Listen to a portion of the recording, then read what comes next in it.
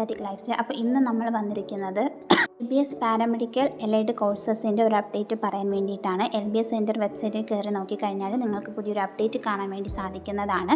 അതിൽ പറഞ്ഞിരിക്കുന്നത് കഴിഞ്ഞ പാരാമെഡിക്കൽ അലോട്ട്മെൻറ്റ് വന്നതിന് ശേഷം 175ഓളം കുട്ടികളാണ് അലോട്ട്മെൻറ്റ് കിട്ടിയിട്ടും ടോക്കൺ ഫീസ് അടച്ച് സീറ്റ് സെക്യൂർ ചെയ്യാതെ വന്നിരിക്കുന്നത്. അതുകൊണ്ട് തന്നെ ടോക്കൺ ഫീസ് അടയ്ക്കാൻ വേണ്ടിയിട്ടുള്ള ഡേറ്റ് എക്സ്റ്റെൻഡ് ആയി കിട്ടിയിട്ടുണ്ട്. അപ്പോൾ ടോക്കൺ ഫീസ് ഇതുവരെയും അടച്ചിട്ടില്ലാത്ത കുട്ടികൾ ടോക്കൺ ഫീസ് അടയ്ക്കുക.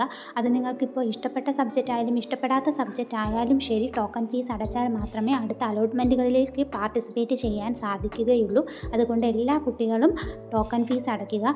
അതുപോലെ തന്നെ നിങ്ങൾക്ക് ഡൗൺലോഡ് ചെയ്യാനൊരു ഓപ്ഷൻ കൊടുത്തിട്ടുണ്ട്. ആരൊക്കെ ടോക്കൺ ഫീസ് അടച്ചിട്ടില്ല എന്നൊരു ലിസ്റ്റ് വന്നിട്ടുണ്ട്. അതിൽ കയറി നിങ്ങളുടെ പേരുണ്ടോ എന്ന് നോക്കുക. ചിലപ്പോൾ പല കുട്ടികളും ടോക്കൺ ഫീസ് അടച്ചിട്ടുണ്ടാവുക. എന്നിരുന്നാൽ പോലും എന്തെങ്കിലും സൈറ്റ് ഇഷ്യൂസോ എറേഴ്സോ കാരണം നിങ്ങൾ അടച്ച ടോക്കൺ ഫീസ് LBS സെൻറ്ററിലേക്ക് എത്തിയിട്ടില്ല എന്നുണ്ടെങ്കിൽ അങ്ങനെയുള്ള കുട്ടികൾക്കും അടുത്ത അലോട്ട്മെൻറ്റിൽ പാർട്ടിസിപ്പേറ്റ് ചെയ്യാൻ വേണ്ടി സാധിക്കില്ല. അതുകൊണ്ട് ഈ ഒരു ടോക്കൺ ഫീസ് അടച്ചിട്ടില്ലാത്ത കുട്ടികളുടെ ലിസ്റ്റിൽ നിങ്ങളുടെ പേരില്ല എന്നതും കൂടി ഒന്ന് ഉറപ്പ് വരുത്താൻ വേണ്ടി നോക്കുക കേട്ടോ.